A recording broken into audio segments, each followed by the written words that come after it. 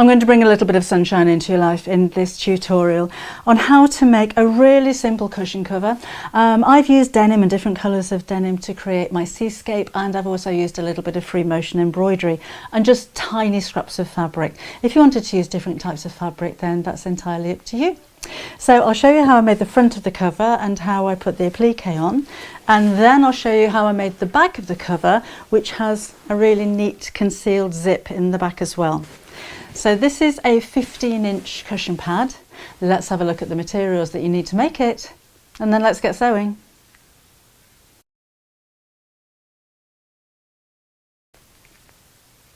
So I have my 15-inch square cushion pad. This could be any size that you like. This just happened to be a pad that I had spare.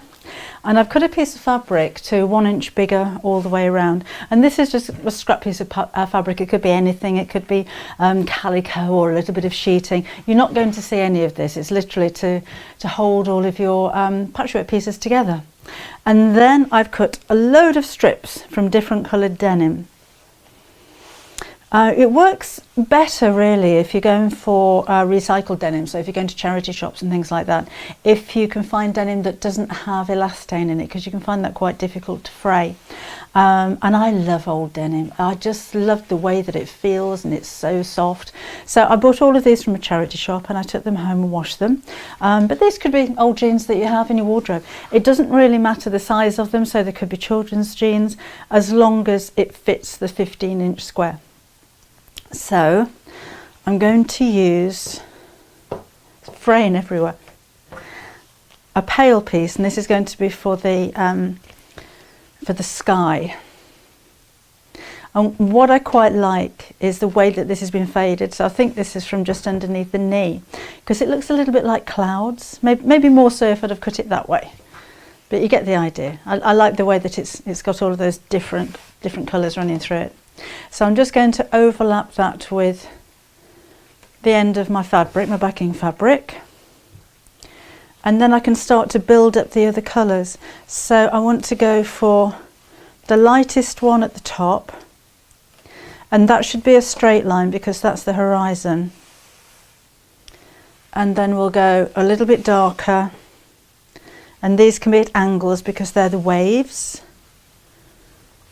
and a bit darker still,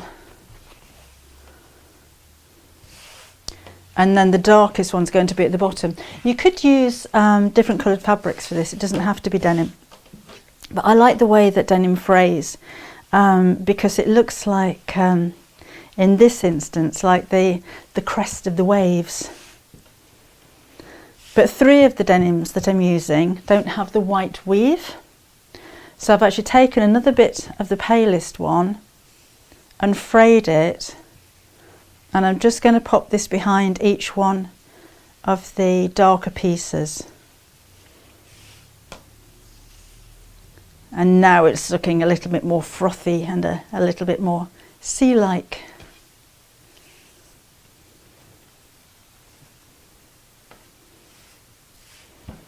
Right, so I'm going to stick them down for now with some 505 spray. So you can hold it all together with pins if you don't have any spray. I just find this easier to use. So again, that one goes at the top. 505 spray is just a repositionable adhesive, so I can still peel the fabric away. It's not permanent, but it's a basting spray, so it just holds everything in place while I'm sewing.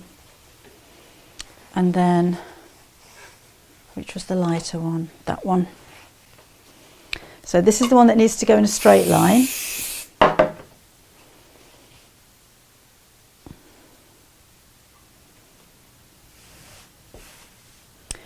And then a little bit darker. This one's already got the fraying on it, so I don't need to add anything there really.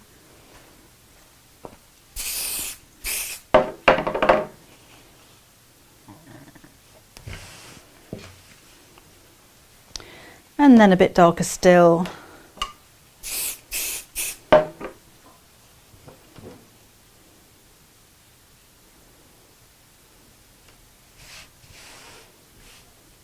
And the darkest one at the bottom.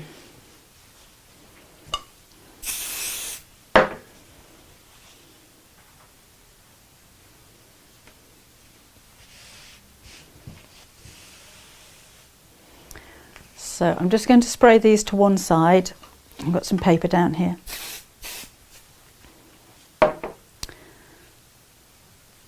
And then pop that behind the darker colours.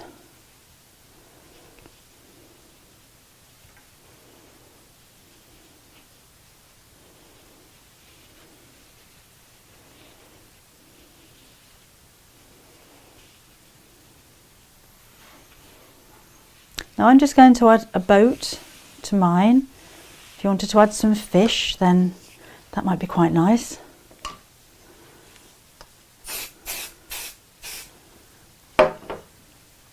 So I can just pop that behind there. It just kind of separates the colours a little bit as well. So it makes them stand out a little bit more.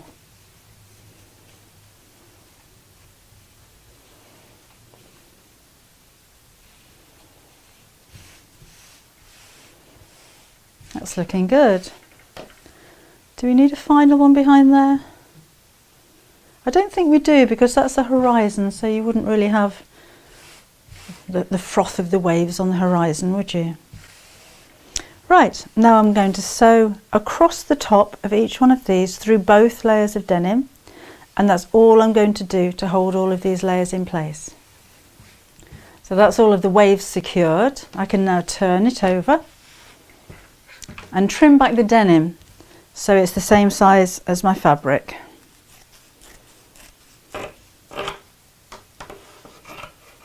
Love that sound. The sound of scissors crunching through fabric, nothing beats it.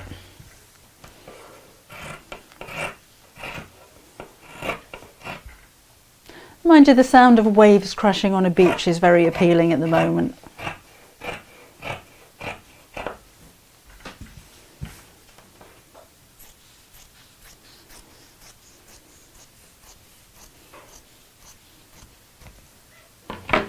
There, so that's my background finished. Now I just need to make the boat. Now I'm just using little scraps of fabric for the boat and my son. So I'm going to make the bottom of the boat from stripy fabric, and I'm just going to cut a piece, or a rectangle piece. I'm not measuring this, I'm just doing it all by eye. Trim that. Fold it in half. And just trim away the corners slightly. So I've got a boat shape. Actually, that's a little bit too deep. So my boat that measures about 1 inch or 2.5 centimetres deep.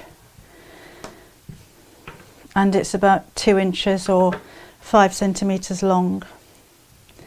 And I can just tuck that behind the waves actually. So again, I think we'll have a little bit of spray to hold it in place.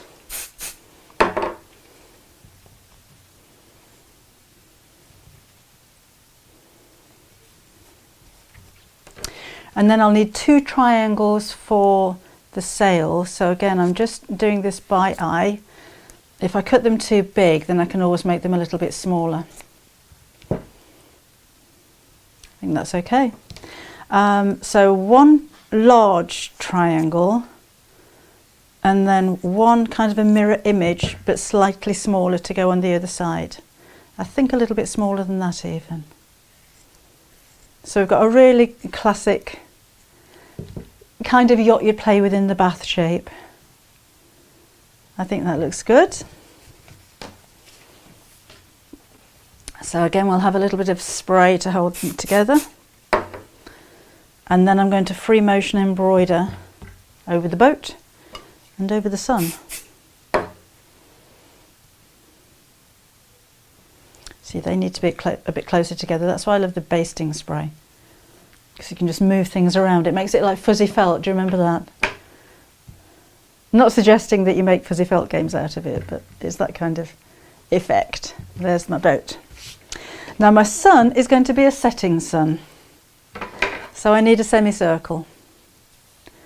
So if you find it easier to find a circle template and draw around that, then cut it in half, then that'll work well.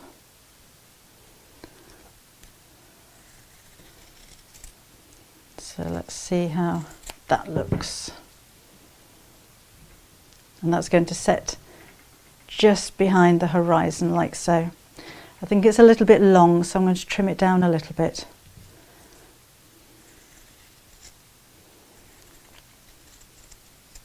So if you're going to use a circle template, I'd say that was about 4 inches or 10 centimetres across. And there's my sun. Let's give it a spray. And then we'll get sewing. What bobbin gets grumbling? What's the matter? Can't see out the window because I've drawn the curtains. Okay, so I'll need the darning foot or the free motion foot on my sewing machine, and we'll do a bit of embroidery. Now my boat, I'm going to embroider in black. The sun I'm going to embroider in black because I really think black outlines make these really stand out.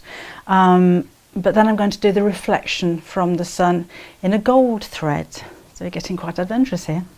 I like to sew around the sections a few times because I like that scribbly kind of look.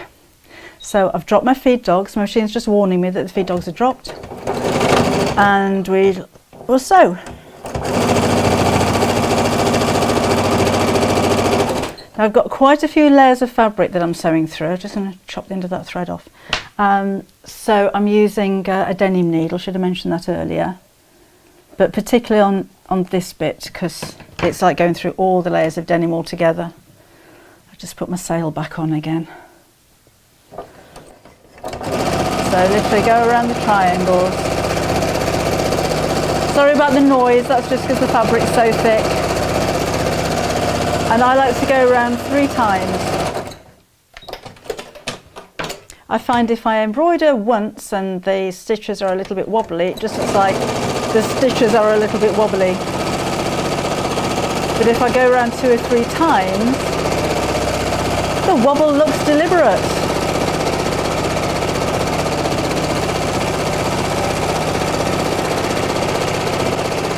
Which of course it is. Let's go around the bottom. So I'm only going to sew across the bottom of the boat once because you don't see that, it's underwater.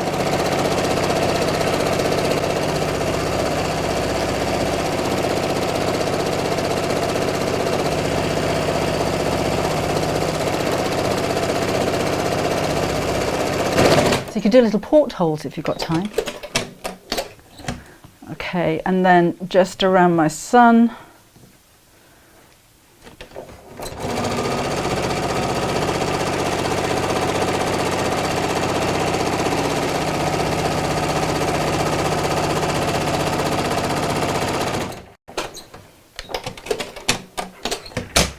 Should we add a few birds in the sky? Let's add a few birds around the boat. Maybe they're having supper. And there might be some crumbs.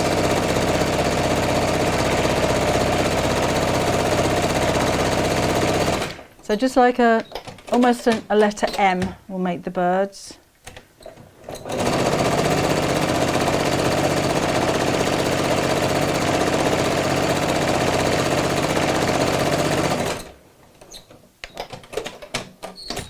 And one more for look. If I do a small one, it'll look like it's in the distance.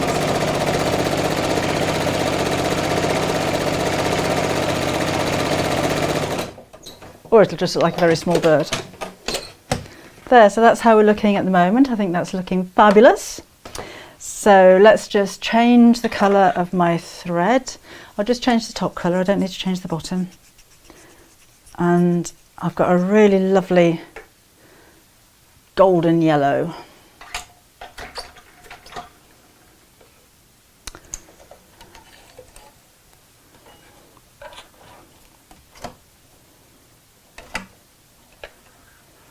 So this time I'm just going to do a zigzag right underneath where the sun is, just to look like a reflection. And I'll go over that quite a few times. Let me just chop the end of that thread off.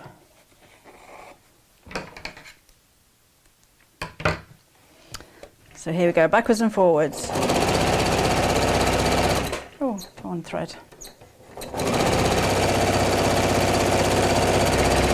And I'll gradually make the line go narrower.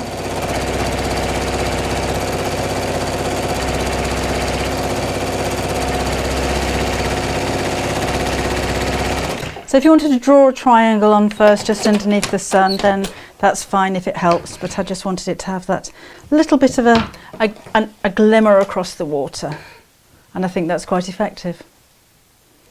So that's the top of my cushion cover finished.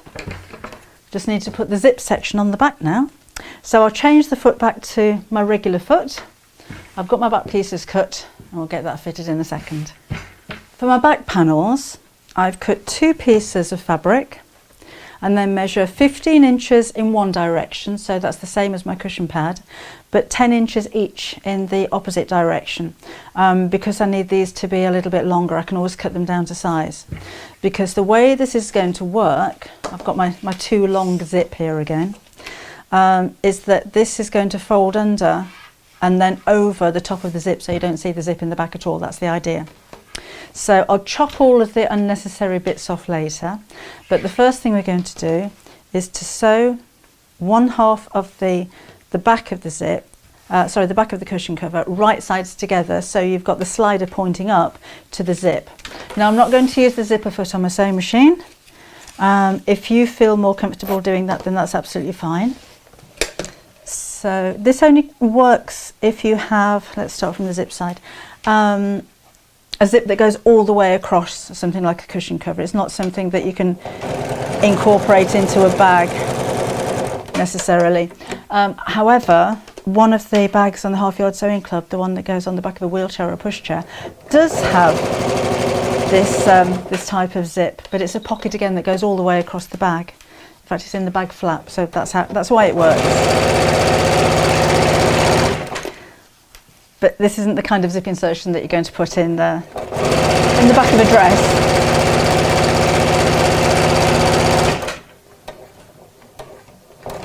Okay. So that's the 1/2. And again, I'm going to fold this over so it covers the zip just. And I'm going to sew across the zip again just to hold that flap in place.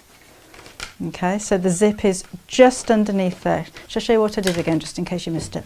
So there's my zips folded flat. And then from the front, I want that fabric to overlap it. Only just. And then I'm going to sew down that same side of the zip again, but through all of the fabric. So I've made a flap that completely covers over the zip. You're not going to see these stitches from the zip side, so don't worry too much about sewing exactly along the top of the stitch line that you've just made.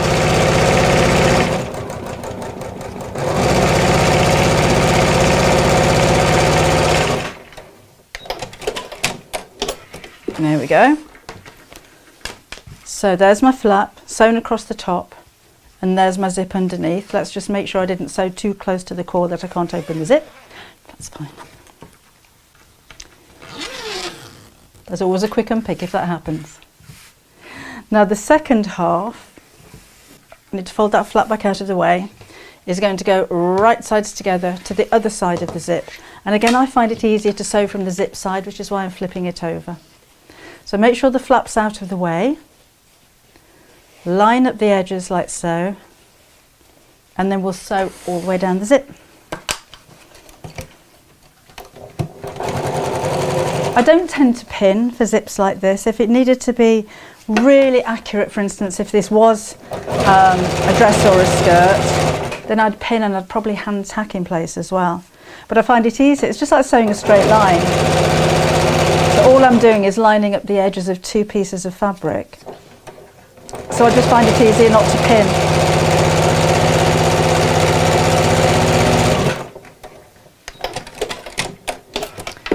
There we are. So now the zip is hidden away underneath the flap, and it just makes a nice neat back to the cushion cover.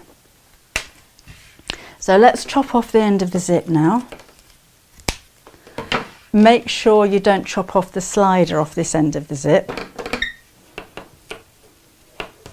And in fact, what I'm going to do to help, because we need to sew these 2 pieces together with the zip open, I'm going to close that a bit, just sew over the end of the flap here, and that's going to hold the zip closed. That's going to make it easier when I construct the cushion cover. So just making sure the zip coils are meeting. Let's just sew that together.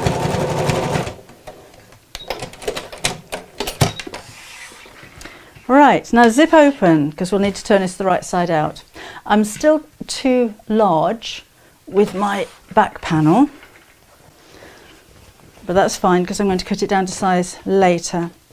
Now if I place the front panel right sides together towards the bottom, then my zip's going to be a little, it's not going to be right down the centre, it'll be a bit nearer the top, which I think looks quite nice.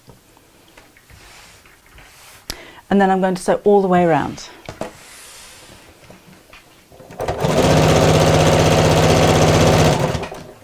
Again, if you find it easier to pin, then that's fine.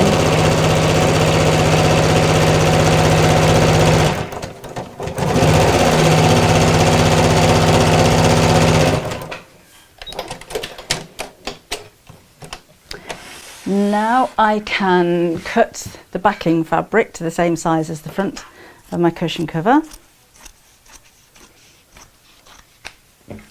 And I'm going to cut across the corners to cut down on the bulk and make the points of the corners more pointy.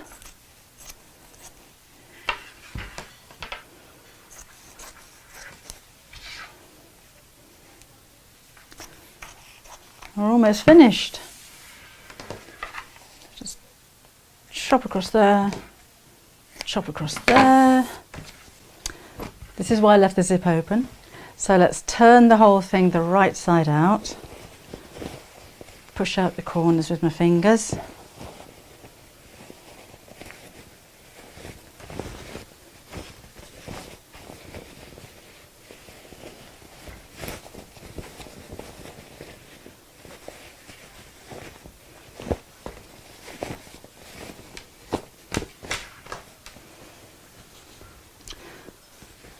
I should give that a quick press, but I'll maybe do that later. But that is my cushion cover finished. Better make sure it fits. All done. So I've got my lovely happy scene on the front of the cushion cover and on the back, that concealed zip. So I hope you've enjoyed the tutorial, and I hope you enjoy making yours and post lots of pictures when you do. I'll see you soon.